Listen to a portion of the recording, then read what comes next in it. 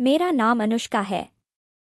मेरी उम्र 20 साल है और मैं छत्तीसगढ़ में रहती हूँ। मुझे हमेशा ऐसा लगता था कि कुछ ना कुछ अजीब चल रहा है, भले ही सब कुछ सामान्य दिखता हो। इस सोच विचार में मेरा सिर दर्द से फटा जा रहा था। मुझे ऐसा लगने लगा था कि अगर मैं एक और दिन भी इस आदमी के साथ बिताती हूँ तो पागल हो जाऊंगी। कभी मुझे लगता था कि मैं पागल हूँ तो कभी लगता था कि मेरा पति ही पागल है।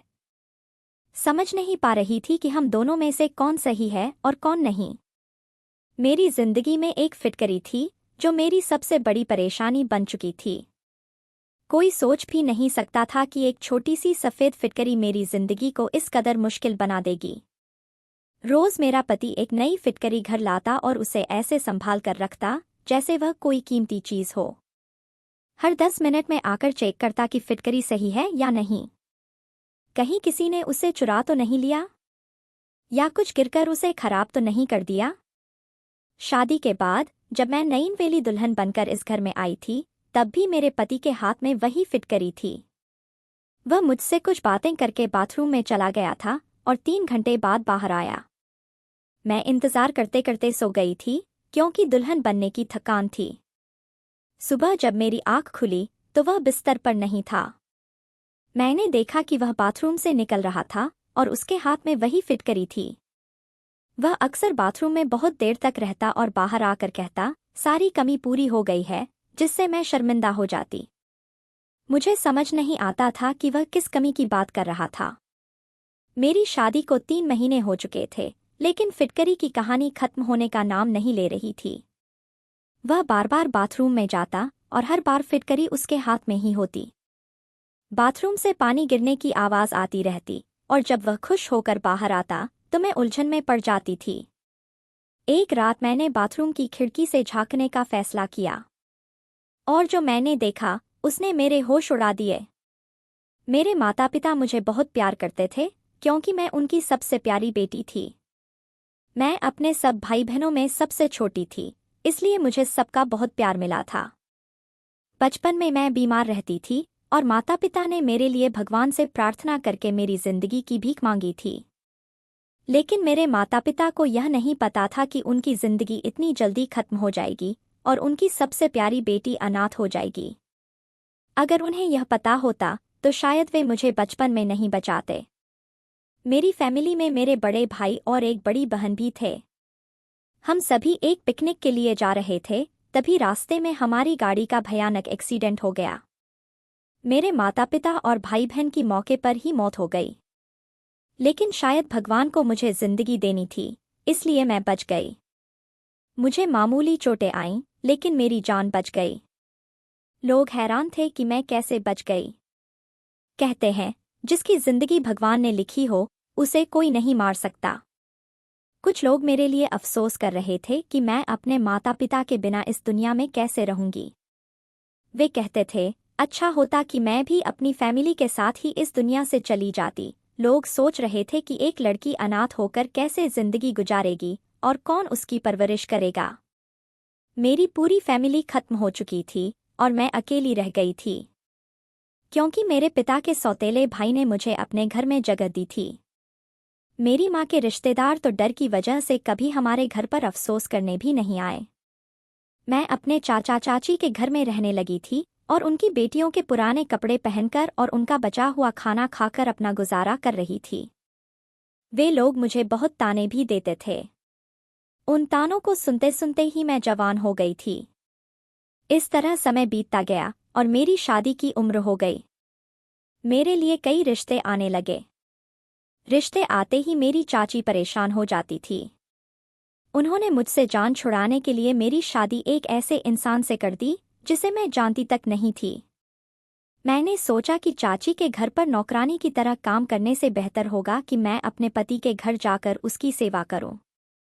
जब मैंने अपने होने वाले पति को देखा तो वह काफी हैंडसम और स्मार्ट था, इसलिए मैं निश्चिंत हो गई। मुझे सुनने में आया कि उनके पास अपना घर भी है, जिससे मैं और खुश हो गई। चाची ने अपनी जान छुड़ाने के लिए मेरी शादी जल्दबाजी में कर दी थी, क्योंकि मैं बहुत खूबसूरत थी और उनकी बेटियां मुझसे कम खूबसूरत थीं। इसलिए चाची जलन की वजह से मुझे जल्दी से जल्दी विदा करना चाहती थीं, ताकि उनकी बेटियों के लिए रास्ता साफ हो सके। विदाई के समय चाची ने मुझसे कहा, तुम्हें ससुराल में ही रहना है। शादी को 1 महीना पूरा होते ही सास ने पोता पोती की उम्मीदें लगानी शुरू कर दीं। उन्हें यह नहीं पता था कि 1 महीने में उनके बेटे ने मुझे छुआ तक नहीं था। उनका बेटा जाने किन हरकतों में बिजी रहता था, और मैं शर्म की वजह से यह बात किसी से कह भी नहीं सकती थी। 1 महीने बाद जब मैं चाची से मिलने उनके घर पर गई, तो चाची मुझे देखकर परेशान हो गईं और मुझसे सवाल किया, क्या मैं अपना घर छोड़कर तो नहीं आई हूँ? चाची के सवाल पर मैंने हैरत से उनकी तरफ देखा। विदाई के समय भी उनका यही व्यवहार था, और अब भी वे अजीब बातें कर रही थीं। मैंने कहा, नहीं, मैं तो सिर्फ आपसे मिलने आई हूँ। यह सुनकर मुझे बहुत दुख हुआ। मैंने सारा बचपन और लड़कपन इस घर में गुजारा था। मुझे इस घर से बहुत लगाव था। क्या मेरा इतना भी हक नहीं था कि मैं अपने चाचा चाची से मिलने आ सकूं? मैं उदास होकर वापस ससुराल आ गई और देखा कि मेरा पति फिटकरी उठाकर बाथरूम में जा रहा था। मेरे पति को तो मैं कभी दिखाई ही नहीं देती थी। इस घर में मेरे लिए कोई खास महत्व नहीं था। वह अपनी पत्नी से ज्यादा फिटकरी से मोहब्बत करता था। कभी कभी तो मैं सोचती थी कि खामोशी से रहूं और अपने गुस्से को कंट्रोल करूं और इसे अपनी किस्मत में लिखा हुआ मानकर समझौता कर लूं।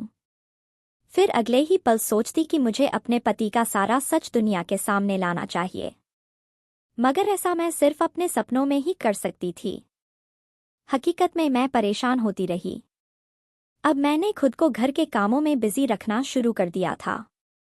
सारा ध्यान कपड़े धोने, खाना बनाने और घर की सफाई करने में लगा रहता था। मैं चाची के घर में भी नौकरानी थी और ससुराल में आकर भी नौकरानी बन गई थी। फिर मैंने सोचा कि आखिर कब तक इस तरह की जिंदगी गुजारूंगी? अपने पति से बात करनी ही होगी। एक दिन मैंने अपने पति को बताया, आपकी माँ मुझसे पोता पोती की उम्मीद करती है। यह सुनकर जैसे मेरे पति को करंट लग गया। उन्होंने तुरंत कहा, अभी ऐसा कुछ भी नहीं हो सकता और यह मुमकिन नहीं है। इतना कहकर वे कमरे से बाहर चले गए। मैं अपना सिर पकड़कर बैठ गई, क्योंकि मुझे पहले से ही अंदेशा था। और अब मुझे यकीन हो गया कि मेरे पति में मर्दानगी की कमी है।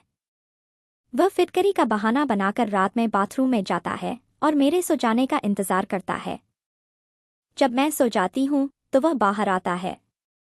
कोई मर्द अपनी नईनवेली दुल्हन को छोड़कर इस तरह बाथरूम में बंद नहीं रहता। मैंने सोचा कि अब मुझे सच्चाई का पता लगाना ही होगा और इसे सबके सामने लाना होगा। एक रात मैंने सोने का नाटक किया और देखा कि मेरा पति रात में क्या करता है। मैंने कहा, मुझे बहुत नींद आ रही है और सिर दर्द से मेरा हाल बुरा हो रहा है, इसलिए वे मुझे ना जगाए। मेरी बात सुनकर पति के चेहरे पर एक अजीब सी मुस्कान आ गई, जैसे उन्हें मेरे जल्दी सोने का इंतजार हो। उन्होंने कहा, ठीक है, तुम जल्दी से सो जाओ, मैं तुम्हें बिल्कुल भी डिस्टर्ब नहीं करूंगा। उन्होंने कमरे की लाइट बंद कर दी और बाहर चले गए। मुझे सच में जल्दी नींद आ जाती थी, क्योंकि मैं दिन भर काम करती थी और थकान से चूर होकर जल्दी सो जाती थी। लेकिन आज मैं पूरी कोशिश कर रही थी कि जागती रहूं, लेकिन नींद पर मेरा बस नहीं था। अगले दिन मैंने सोचा कि दिन में ही, जब मेरा पति घर पर था, तो मैंने उनसे कहा, मेरी तबीयत ठीक नहीं है और मैं सोना चाहती हूँ। उन्होंने मुझसे कहा, हाँ ठीक है, घर का काम कोई और कर लेगा, तुम आराम से सो जाओ। मुझे लगा कि शायद मैं प्रेग्नेंट हूँ और मेरी तबीयत ठीक नहीं है, इसलिए मैं आराम कर रही हूँ। मेरी सास ने भी मुझे किसी काम के लिए नहीं कहा था, वरना मुझे तो आराम करने का मौका ही नहीं मिलता था। मैंने दिन में ही अच्छी तरह से सो लिया ताकि रात को जाग सकूं। रात को मैं लगभग 1 घंटे तक अपने पति का इंतजार करती रही। 1 घंटे के बाद जब मेरे पति कमरे में आए तो मैंने ऐसे दिखाया जैसे मैं गहरी नींद में हूँ। मैंने देखा कि वे वही फिटकरी वाला थैला लेकर बाथरूम में चले गए। जैसे ही उन्होंने बाथरूम का दरवाज़ा बंद किया, मैं तुरंत उठ गई। मुझे डर नहीं था कि वे बाहर आएंगे, क्योंकि मुझे पता था कि वे काफ़ी देर तक बाहर नहीं आने वाले। मैं घर के पिछले हिस्से की तरफ जाने लगी, जहां बाथरूम की खिड़की थी। लेकिन खिड़की बहुत ऊंचाई पर थी। मैं अंदर नहीं देख सकती थी क्योंकि खिड़की की ऊंचाई के हिसाब से मेरा कद छोटा था। लेकिन मैं जल्दी से एक चेयर लेकर आई और उस पर खड़ी हो गई। उस समय रात के 2 बजे थे और घर के सारे लोग सो चुके थे। किसी की भी मुझ पर नजर नहीं पड़ सकती थी। फिर भी मुझे बहुत डर लग रहा था और डर की वजह से मेरा शरीर कांप रहा था। मैंने चेयर उठाकर खिड़की के करीब लाकर खड़ा किया और अंदर देखने की कोशिश की। मेरे पैर कांपने की वजह से मुझे लग रहा था कि मैं ठीक से खड़ी नहीं रह पाऊंगी और गिर जाऊंगी। मैंने खुद को हिम्मत दी और चेयर पर खड़ी हो गई। लेकिन जैसे ही मैंने बाथरूम की खिड़की से अंदर झांका, जो देखा उससे मेरी आंखों के सामने अंधेरा छा गया। मैं चेयर से गिरते गिरते बची। मेरा पति आखिर किस तरह का काम कर रहा था फिटकरी के साथ? यह सब क्या हो रहा था? बड़ी मुश्किल से मैंने खुद को संभाला और वापस अपने कमरे में चली आई। कमरे में आते ही मेरी आंखों में आंसू आ गए और मैं फूट फूट कर रोने लगी। मुझे अपनी किस्मत पर रोना आ रहा था क्योंकि आज मेरे पति की असलियत मेरे सामने आ गई थी। अब मुझे समझ आ गया था कि मेरा पति मुझसे दूर क्यों रहता था। मुझे यकीन हो गया था कि मेरी चाची मेरे पति की असलियत जानती थीं। इसलिए उन्होंने जानबूझकर मुझे इस नर्क में धकेला था। वरना मेरे लिए रिश्तों की कोई कमी नहीं थी। मैं खूबसूरत थी, इसलिए लोग मुझे देखते ही पसंद कर लेते थे। और चाची को डर था कि कहीं मुझे उनकी बेटियों से ज्यादा अच्छा रिश्ता ना मिल जाए। इसलिए उन्होंने मेरी शादी इस आदमी से करवा दी थी। मैंने तय कर लिया था कि मैं कभी भी अपनी चाची को माफ नहीं करूंगी। उन्हें मरने के बाद भगवान के सामने जवाब देना ही पड़ेगा। मैं यह भी जान गई थी कि मेरी सास और ससुराल के लोग मेरे पति की इस हरकत के बारे में नहीं जानते थे, क्योंकि वे अपनी अपनी जिंदगी में व्यस्त थे। किसी को इतनी फुर्सत नहीं थी कि वे किसी की जिंदगी में झांक कर देखें कि वह क्या कर रहा है। बस यही वजह थी कि आज तक मेरे पति पर किसी ने नजर नहीं रखी थी। उन्होंने मेरी शादी करवाना अपना कर्तव्य समझा और ऐसे इंसान से मेरी शादी करवा दी जिससे मेरी जिंदगी बर्बाद हो गई। ज्यादातर पेरेंट्स को लगता है कि वे अपनी औलाद की शादी करवाने के बाद अपनी सारी जिम्मेदारी से मुक्त हो जाते हैं, बिना यह जाने कि उनका बेटा शादी करने लायक है या नहीं। बस किसी भी लड़की से अपने बेटे की शादी कर देते हैं, जिससे उस मासूम लड़की की जिंदगी बर्बाद हो जाती है। लड़का अपनी बदनामी के डर से किसी को नहीं बताता कि उसे क्या परेशानी है और वह शादी करने लायक नहीं है। इसी वजह से मुझ जैसी मासूम लड़कियां दर-दर की ठोकरें खाती रहती हैं। मैं उस टाइप की लड़की नहीं थी जो चुप रहती। मुझे चुप रहकर कोई इनाम नहीं मिलने वाला था, बल्कि मेरे ससुराल वाले सारी उम्र मुझे बच्चे ना होने के ताने देते रहते। मैं सोचती रही कि अब क्या करूं और कहाँ जाऊं। मेरे पास सर छुपाने की कोई दूसरी जगह भी नहीं थी और चाचा के घर में चाची ने भी मुझे वहां जाने से मना कर दिया था। मैंने तय कर लिया था कि मैं खामोश नहीं रहूंगी। मैंने बहुत सहन कर लिया था, लेकिन अब और नहीं। मेरे आगे पीछे कोई नहीं था, तो इसका मतलब यह नहीं कि मेरा पति मुझे धोखे में रखे और मैं सहती रहूं। मैं इंतजार कर रही थी कि मेरा पति बाथरूम से बाहर आए। बहुत देर बाद जब वह बाहर आया और मुझे जागता हुआ देखा तो वह चौंक गया। मैंने गुस्से में अपने पति का गिरेबान पकड़ लिया और चिल्लाते हुए कहा, आखिर तुमने मेरे साथ ऐसा क्यों किया और सारी सच्चाई मुझसे क्यों छुपाई? मेरे पति अनजान बन गए, जैसे उन्हें कुछ पता ही ना हो। उनकी इस हरकत पर मेरा मन हुआ कि मैं उन्हें जान से मार दूं। उन्हें नहीं पता था कि मैं उनकी एक्टिंग को अच्छी तरह समझ चुकी थी। वह मासूम बनने की कोशिश कर रहे थे, लेकिन वह चालाक थे और चालाकी से ही मेरे साथ रह रहे थे। मुझे बिल्कुल समझ नहीं आ रहा था कि आखिर कोई वजह होगी जिसकी वजह से वह मेरे करीब नहीं आते थे, और शायद यही वजह थी कि वह नामर्द थे। लेकिन मेरा पति मुझे यह बात बताने से डर रहे थे कि उनकी इंसल्ट होगी और लोग उनका मजाक बनाएंगे। इसलिए उन्होंने शादी करके सारा इल्जाम अपनी पत्नी पर डालने का सोचा। मेरे दिमाग में बार बार अजीब ख्याल आ रहे थे। अब मेरी शादी को 3 महीने हो गए थे और इन 3 महीनों में मैं लगातार डिप्रेशन का शिकार हो रही थी। आज जब मैं अपने पति का गिरेबान पकड़कर उनसे सवाल कर रही थी तो वह हक्का बक्का होकर मुझे देख रहे थे। जब मेरे पति ने मुझे कोई जवाब नहीं दिया तो मैंने तुरंत अपना सामान पैक करना शुरू कर दिया। मैंने अपने पति से कहा, तुम्हें शर्म आनी चाहिए। तुम इस तरह का घटिया काम करते हो। मैं तुम जैसे नामर्द आदमी के साथ नहीं रहना चाहती। यही वजह है कि तुम फिटकरी को अपनी जान से भी ज्यादा संभाल कर रखते हो। मेरे पति अभी भी हैरान थे और खामोशी से मेरी बातें सुन रहे थे, लेकिन ऐसा लग रहा था कि वह मेरी बातों को समझ नहीं पा रहे थे। वह उदास लग रहे थे, जैसे उन्हें इस बात का दुख हो कि मैं उनकी सच्चाई जान चुकी हूँ। मैंने अपना सामान पैक किया और दरवाजे की ओर बढ़ी। जब मैं घर के मेन गेट तक पहुंचने वाली थी, तभी मेरे पति भागते हुए मेरे पीछे आए और मेरा हाथ पकड़कर जबरदस्ती मुझे अंदर घसीटते हुए कमरे में ले गए। मैंने शोर मचाने की कोशिश की, लेकिन उन्होंने मेरे मुंह पर हाथ रखकर मुझे चुप रहने के लिए कहा। फिर वह मुझे कमरे में ले गए, दरवाज़ा बंद किया और मुझे बेड पर बैठाया। मैं बहुत गुस्से में थी। मैंने दरवाजे की ओर बढ़ने की कोशिश की, लेकिन उन्होंने मुझे फिर से बेड पर बैठा दिया और कहा, यह क्या तमाशा कर रखा है? रात के समय कहाँ जाओगी? क्या तुम चाहती हो कि लोग हमारे बारे में बातें करें? बैठो और मेरी बात सुनो।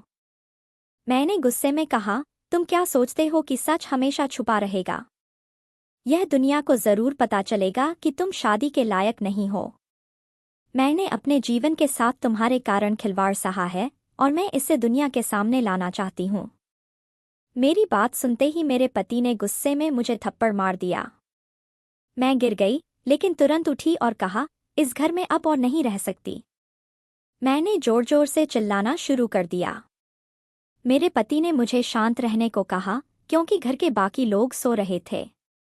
उन्होंने कहा, तुम्हें गलतफहमी हो गई है। मैं नामर्द नहीं हूँ। असल में मुझे एक गंभीर बीमारी है, जिसके कारण एक वैद्य ने मुझे फिटकरी के इस्तेमाल का इलाज बताया था। फिर उन्होंने मुझे बताया कि उन्हें कुछ समय पहले एक बीमारी हुई थी, जिसमें उनके खून में संक्रमण हो गया था। इस वजह से उनके शरीर में खुजली और बदबू होने लगी थी। डॉक्टरों ने बताया कि अगर वह किसी के करीब आते हैं तो ये बीमारी दूसरों को भी लग सकती है।